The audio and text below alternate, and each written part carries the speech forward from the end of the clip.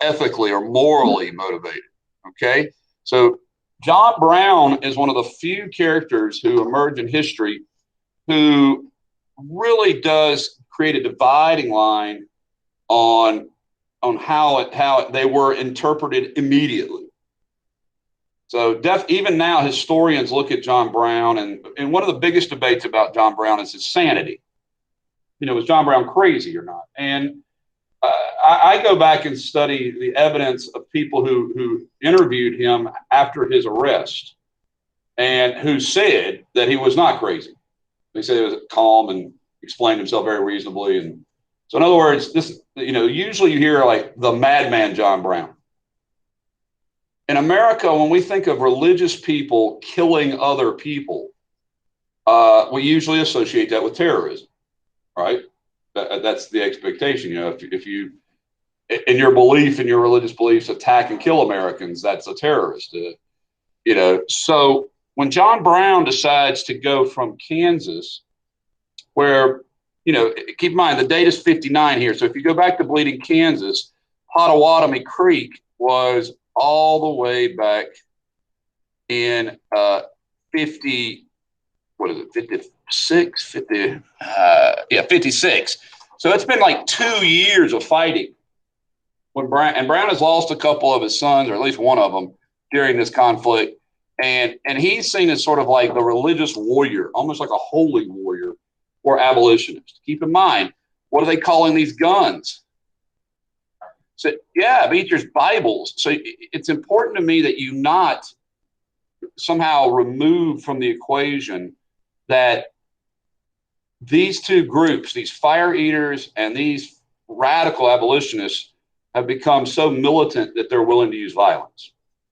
And that is not unusual for radicals in general to use violence for their cause.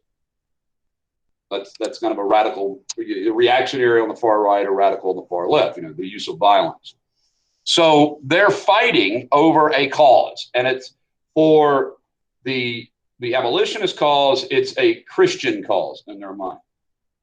For the Southerners, it's a biological cause, you might argue. In other words, the belief in their racial superiority, which they also use sort of a God element to that.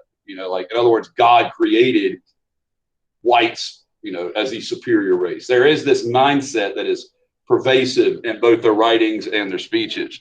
So now some of these folks do want land. I think land is always going to be at the core of a lot of this. And so it becomes sort of a turf battle.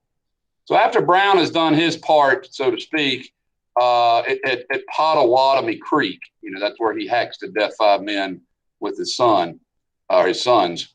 He then is going to move to what is today Western Virginia. So keep in mind, Harper's Ferry, Virginia, in 1859 is now West Virginia. Okay, and the reason he picks this location, well, there's a couple reasons. One, the Upper South he considered most likely to have successfully have a slave rebellion, to be able to incite a slave rebellion. One of the reasons for that is northern slaves in the Upper South were less like chained, and it had a little more freedom of movement based on the relationships. He also believed, because of like Nat Turner, that Virginia was kind of primed for this type of rebellion.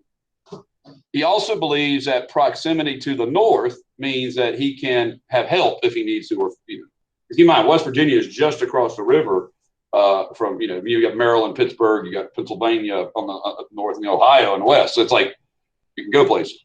But what he really expects is that because it's fairly remote, where the arsenal is that he'll be able to take the arsenal. And keep in mind, when you take an arsenal, that means you get a lot of guns. And then the slaves will run away and come to the arsenal and then get armed. And, it seems kind of like a harebrained scheme on the surface, but from Brown's point of view, this seems like the best chance and the best time to do this. So you definitely need to recognize this. Now, the entire exercise is an utter fiasco. A free black man gets killed that he's working with. A former slave gets shot. And slaves do not come running to John Brown. They don't. You know. By the way, if you're going to pick a place where slaves are, this ain't it. You guys know where Harper's Ferry is. It's mountainous West Virginia, right? Or, you know, way up in what is today West Virginia. That's not where a lot of slaves were. So that actually proved to be a bad location in terms of like a mecca for runaways. And the other major problem is just down the road is Stanton, Virginia. Does anybody know what's in Stanton, Virginia? Well, it's VMI. It's in Lexington, right? You know, Lexington, Virginia, right down the road. Okay. So you guys know where Stanton and Lexington is. And VMI is where a unit of soldiers are stationed, among others. So you had Colonel Robert E. Lee and the Virginia militia had troops nearby there. So they march up to where the arsenal is and capture Brown relatively easily. You know, he's not a soldier, you know, not by any stretch of the imagination. So that part, you know, it should be the end of the story. You know, this guy's Cracker Bane's scheme to start a slave rebellion fails.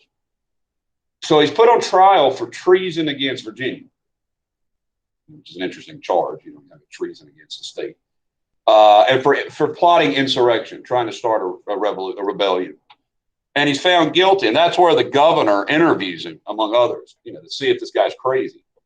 And they say throughout the whole thing, he's very calm and very, like, dignified even. And so the newspaper story writers love this story. They're like, oh, that's great. We're going to write a bunch of reports about this. They come down and they start writing about it. And Brown takes on this sort of persona of a salvation-like figure, a Christ-like figure, come to rescue the slaves from slavery in Northern writing. So a lot of the Northern writers, be they abolitionists or transcendentalists or just straight-up reporters, start writing about this dedicated abolitionist who was willing to risk his life to help free slaves. In the South, they describe him as this madman who came with this plot to overthrow, you know, Virginia and to have blacks overthrow white people. And so he's a total villain, terrorist in the Southern identity. And so really, I can't think of any other event in my lifetime, with one exception, where the response would be this different depending on who you were watching it. So I thought I'd take a moment and show you what I'm talking about, just to get an idea. Now, this is not quite the same thing, but I teach this in government too. And it fascinates me a little bit. So I want y'all to